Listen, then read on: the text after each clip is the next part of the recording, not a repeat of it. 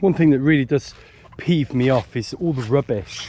Look at this, I don't even know what that is. And here, that's like, and then down here, look, cans and I don't understand how people can come to such a beautiful place like this and just foul it up.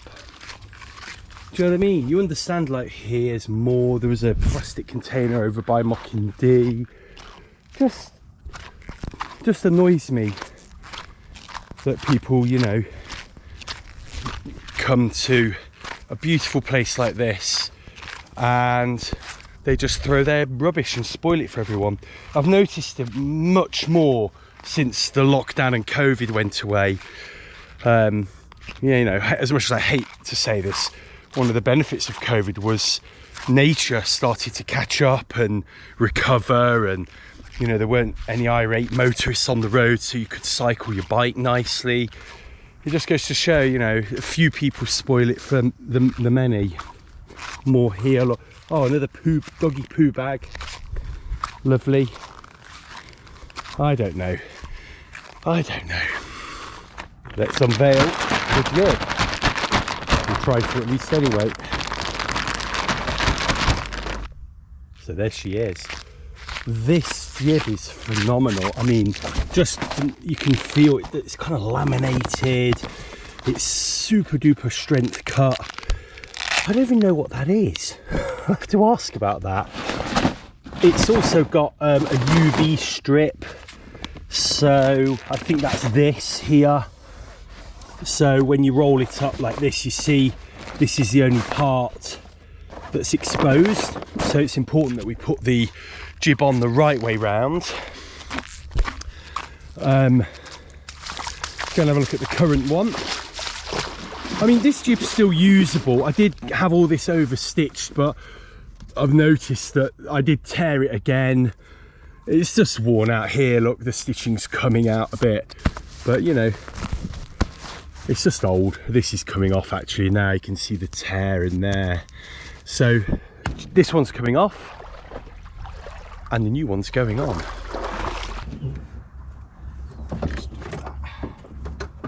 Should be enough. There we go. So the first thing we need to do is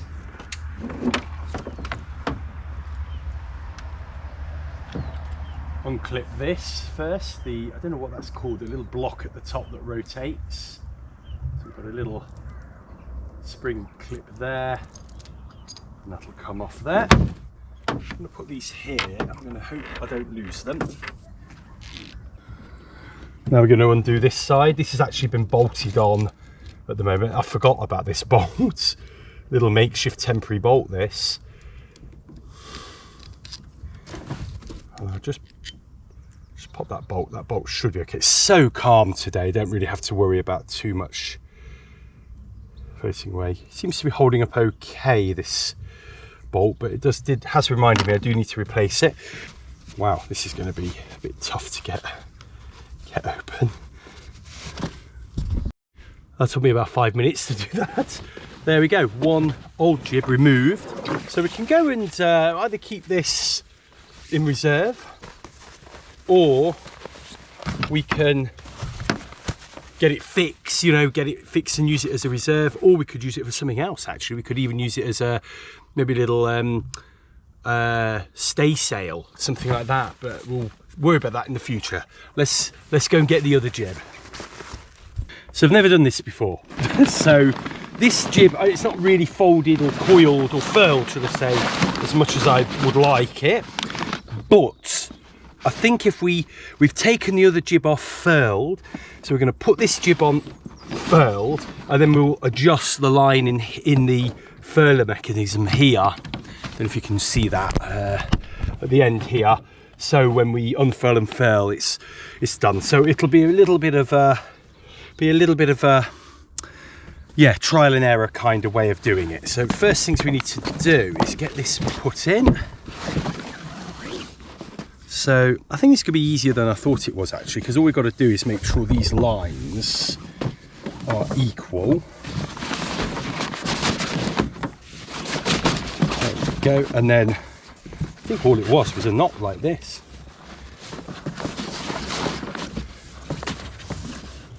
which actually it's the same. This is the same as how my mirror dinghy jib is attached. Sometimes the old rope ways are the best. There we go. That's one jib attached at its tack. Next job is reattach the foot here of the sail. Do not want to lose these nuts and bolts in the water. Just, I know in shallow water, but they can sometimes. I've lost something in the shallow water and I've never found it again. So, especially when it's a little bolt like this, and that would potentially put me out of action today, which would be a nightmare. So I'm sure this bolt's actually come undone. Need to tighten that up before we go for a sail today. There we go, that's secure. So here we go, that's just going to go in there with the, come a little closer. I don't think that, wait, I don't think this is any, to go any particular way. Incidentally, when I fitted this upper new roller mechanism, which did cost me a little bit, it was like £30, furling and unfurling the sail became a very, very easy process. You still have to be careful. It likes to have a little bit of tension on the sail when you're unfurling and furling it. But there we go. There we go. And now we're going to hoist this, the main sail, the jib up.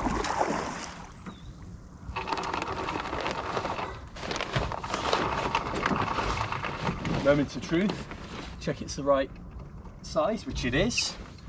So for now, just move these jib sheets out of the way. Just going to tie that off loosely. We're going to bring the jib sheets back again.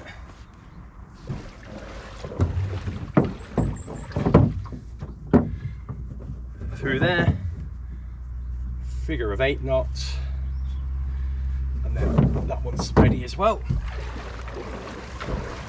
So what we've got to do now, you can see how the jib there is very loose and bagging. So I know that I can unfurl and furl it, but it's going to end up not being tightened up very well. So what we're going to do, because there's no wind today, I don't think it matters how we furl or unfurl. We're going to unfurl the sail. There we go. Ooh, what's on there? There she is. Oh, they've even put some little telltales on. That is amazing. That is so nice. That is a beautiful sail. And then we're going to furl it back, and hopefully we've got enough string. Otherwise, we'll have to just release the bottom of the furling mechanism and just adjust the string a little bit so it'll feel nice and tight. I might need to do that anyway. Well, let's just move this buoy out of the way. Okay, so let's now get this tight, nice and tight. But I'm pulling quite hard. Oh, we can tell it's a new sail, it's so crispy.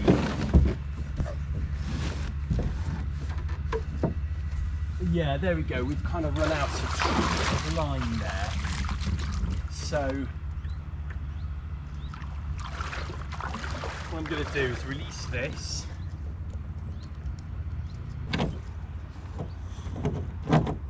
Put a little bit more, because you always end up with loads of line, so I'm going to put a little bit more line in there.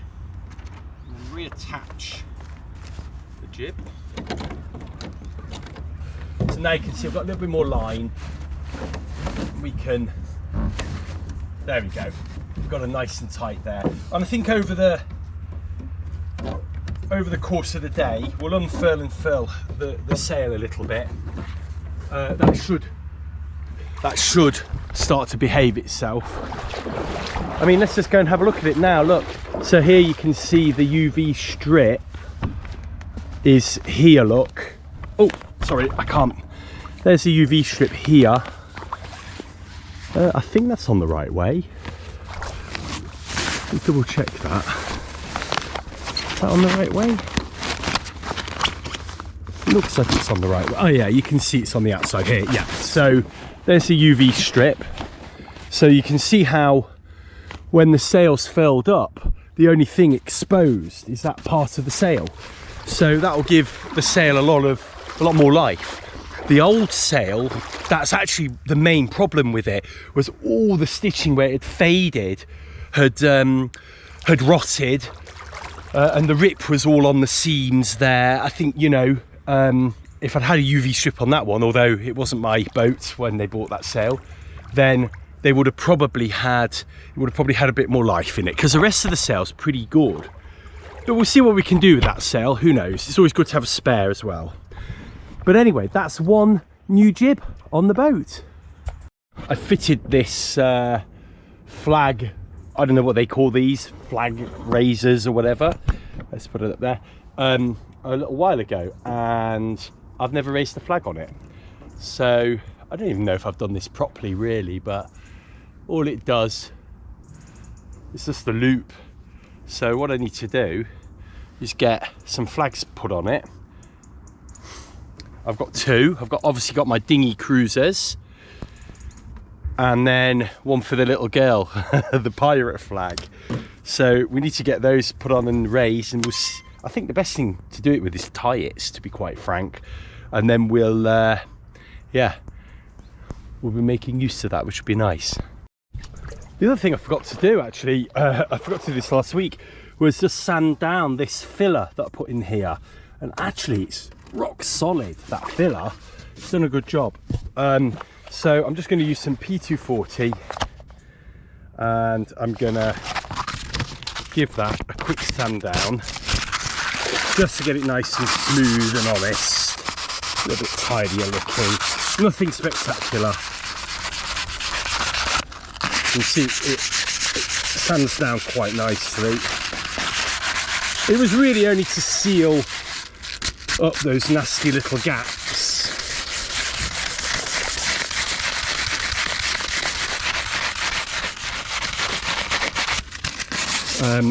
Just till the end of the season, when we can do a really proper repair job, which will probably need a little bit of gel coats or paint, whatever this duck egg blue is that's on the inner hull of the boat.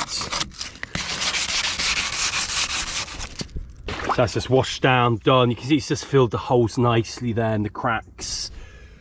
That was painted up, and if I'd have just spent maybe a little longer than 60 seconds sanding that, which I do in the winter, then I think it'll make for a really nice job, that. I don't know if you can see there. Normally the fog is, you know, burning off this time of day, but actually the lake's filling up with fog right now. So might be worth